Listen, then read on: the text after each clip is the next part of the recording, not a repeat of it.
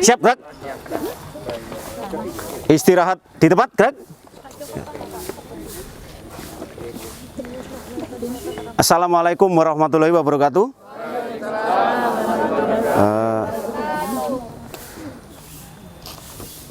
Selamat bertemu kembali. Yang kesekian kalinya, kita dulu tahun 2020 mengadakan pelatihan dan sekarang tahun 2022. Sebelumnya ini saya nggak briefing ya, karena kebiasaan saya briefing. Jadi saya akan menyampaikan beberapa hal tentang pelatihan kebakaran. Kita perlu singkat saja karena ini memang waktunya sudah siang, nanti lokasinya juga panas. Yang pertama saya sampaikan untuk rekan-rekan customer service excellent, ya, senyum, sapa, salam dan antusias, jaga komunikasi yang baik dengan pengunjung, pasien, keluarga pasien, seluruh karyawan Rumah Sakit Al-Huda dan seluruh warga masyarakat yang ada di lingkungan Rumah Sakit Al-Huda. Ini adalah, mohon maaf, ini password saya.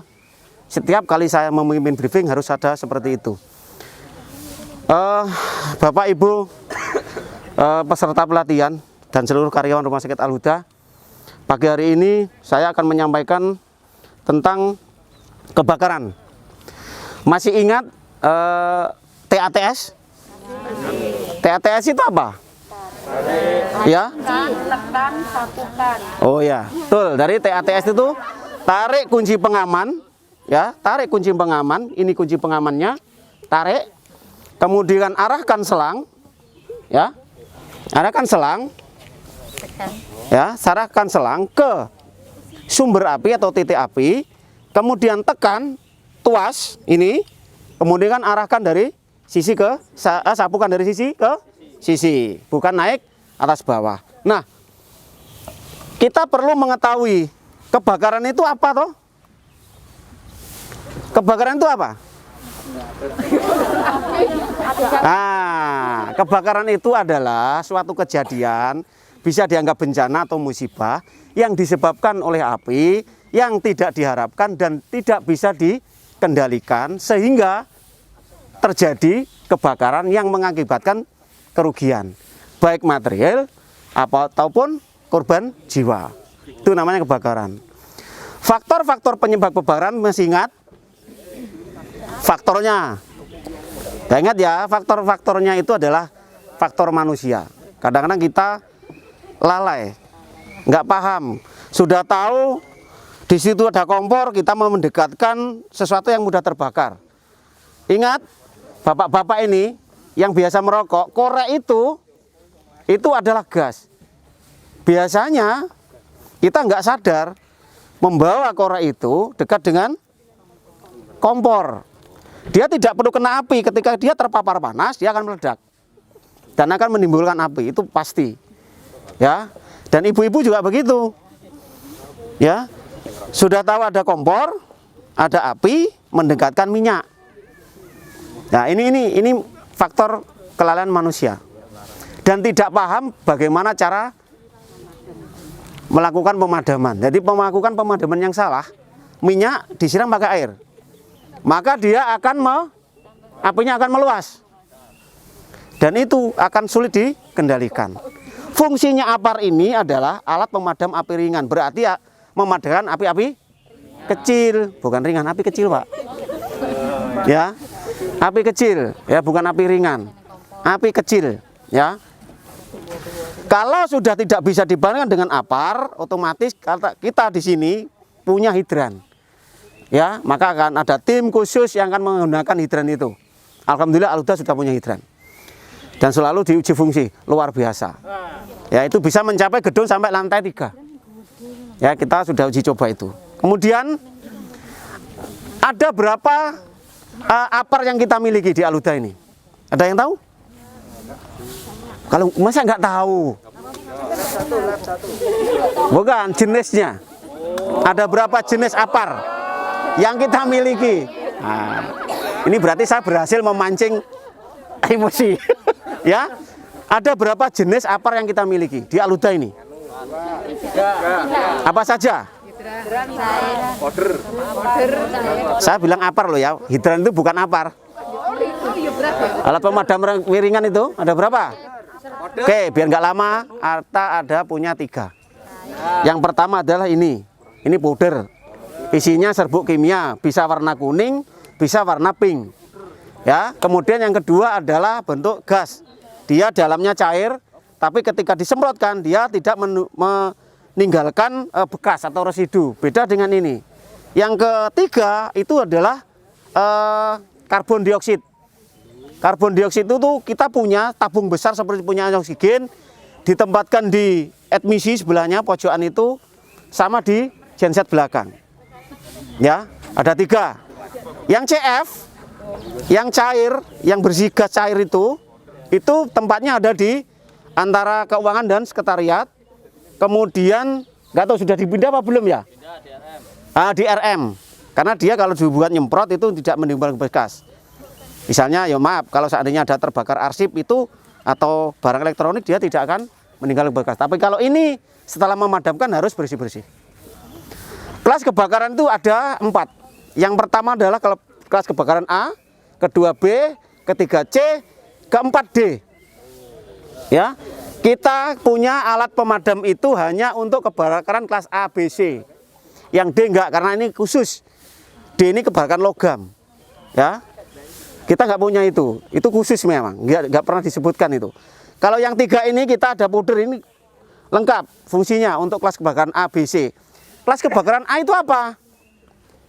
Kelas kebakaran A itu seperti benda padat seperti kertas, ya, kain, terus kayu, ya, kayu termasuk daun Pak ya, ya itu. Terus kelas kebakaran B itu kelas kebakaran jenis minyak, solar, minyak goreng, ya, pertalite, alkohol. Nah, ini di lab ini ada ya alkohol, mungkin di ruangan juga ada, ya. Terus kemudian kelas kebakaran C itu kelas kebakaran listrik, bisa konsleting listrik, bisa disebabkan oleh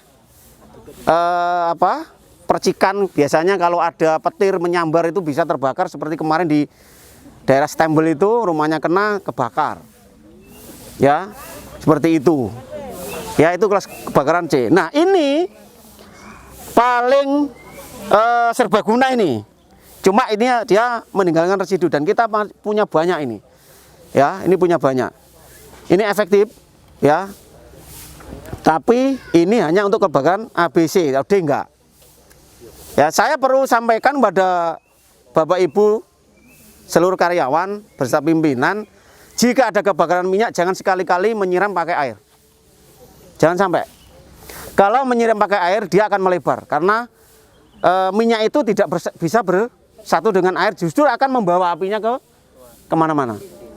Ya, itu. Jadi diingat, baik di sini maupun di rumah kalau ada kebakaran jenis minyak, biasanya ibu-ibu goreng kepanasan minyaknya nyaut. Dan itu panik, pasti panik.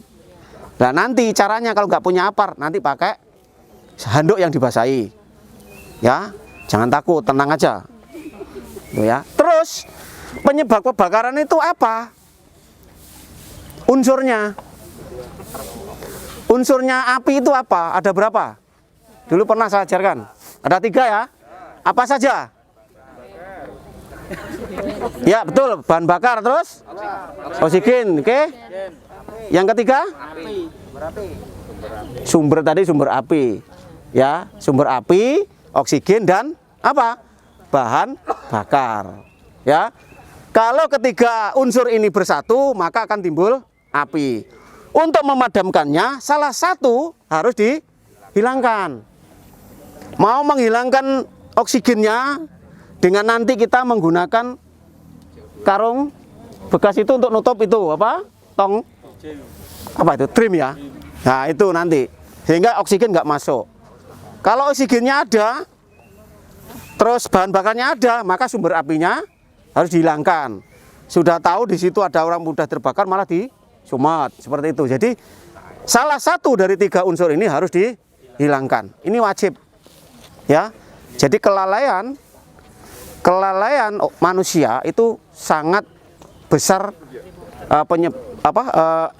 mengakibatkan terjadinya kebakaran.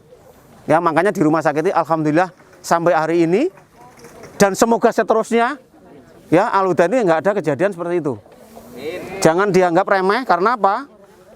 Mobil itu, ambulan itu, mobil jenengan itu bisa menimbulkan kejadian kebakaran.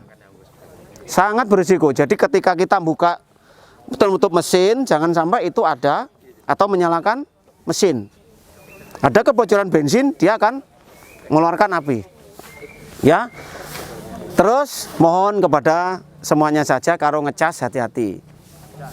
Ya. Kalau ngecas segera dilepas kalau sudah selesai, jangan ditinggalkan. Ya. Selain bisa hilang, dia akan menyimpan panas, kalau nggak kuat dia meledak. Dan itu ketika kita pulang dari dinas, semuanya harus mati. Ya. Semuanya usahakan harus mati. Ya, saya pernah ngecas senter, saya tinggalkan sehari semalam, ternyata dia meledak. Jadi di tembok ini kebakar sampai hitam. Ya, ini pengalaman pribadi saya. Makanya ini pengalaman saya sampaikan kepada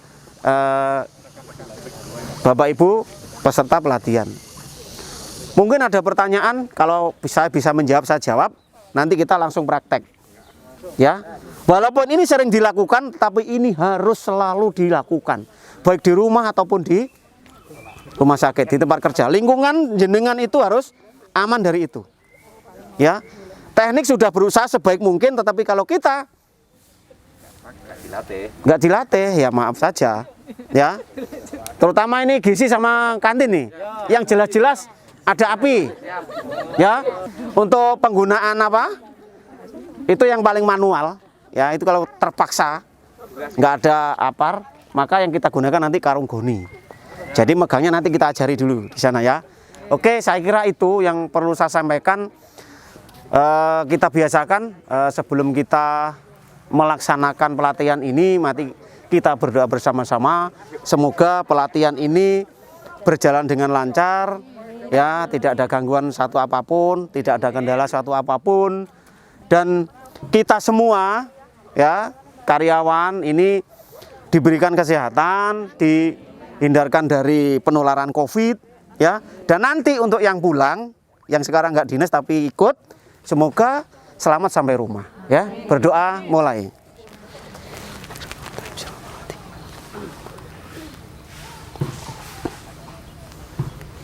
Selesai. Oke, mari kita menuju ke sana, kita lakukan pelatihan. Oke, monggo. Ini cara penggunaan yang paling manual tapi efektif.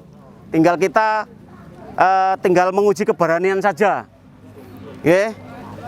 Jadi ini karung yang saya sampaikan tadi. Cara penggunaannya bagaimana? Kita lihat posisi karungnya.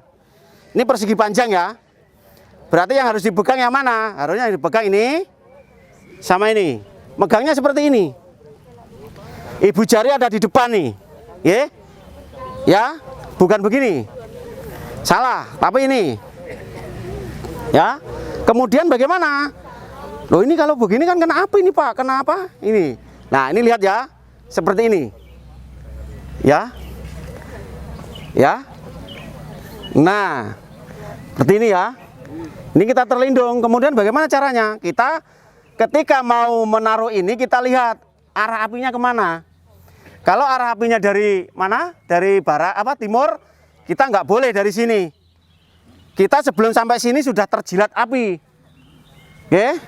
Berarti harus dari mana? Dari sini. Ya. Jadi begini.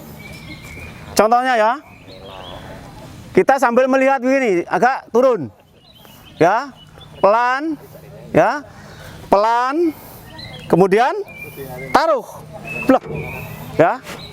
Langsung diginikan. Ini kalau ini untuk menghilangkan oksigen yang ada di api tadi. Oke, ini untuk menutup. Ya. Aturannya harus basah. Tidak harus karung goni, bisa ada handuk, bisa pakai spray ya, yang dibasahin ya. Oh iya, mana yang ada pokoknya. Jangan malah kasih bensin. Ya. Paham ya cara megangnya ini? Begini ya. Diputer. Jangan. Ya. Nanti kita harus mengira-ngira karena memangnya agak kecil. Jadi harus tertutup semua lebarnya apa? Lebarnya drum ini. Jadi gini. Biasanya belum sampai sudah begini. Ini apinya ke sini. Ya. Jadi kita harus mengira-ngira. Kita harus mengira-ngira, ya. Langsung nanti mati. Coba dinyalakan, Pak. Saya kasih contoh dulu. Ya.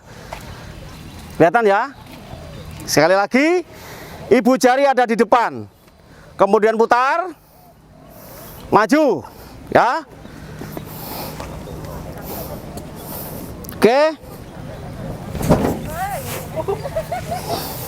Ya. Jadi memang perlu perhitungan, ya. Perlu perhitungan ini, ya. Ini sudah, kalau sudah keluar putih ini berarti mati. Asap putih ini berarti mati, ya. Jadi kenapa harus diginikan? Ini nanti petugasnya, khususnya Satpam ini yang melakukan pengecekan ini setiap 1 bulan sekali. Itu harus selalu dibolak-balik. Tujuannya supaya apa? Serbuknya tidak menggumpal. Oke. Karena kalau dia lembab, maka serbuknya menggumpal, walaupun ada tekanan dia keluarnya sulit. Ya, jadi harus kadang-kadang harus dijemur untuk menaikkan ini nih. Oke. Oke ya, saya coba ya. Ini kunci pengaman. Tarik kunci pengaman. Ya. Tarik kunci pengaman. Udah seperti ini, kemudian pegang ini ya, arahkan ke berapa jaraknya? Segini, ini kurang dari 3 meter. Panas, ini panas sekarang ya. Nah, berarti kita kira-kira 3 meter. Oke ya.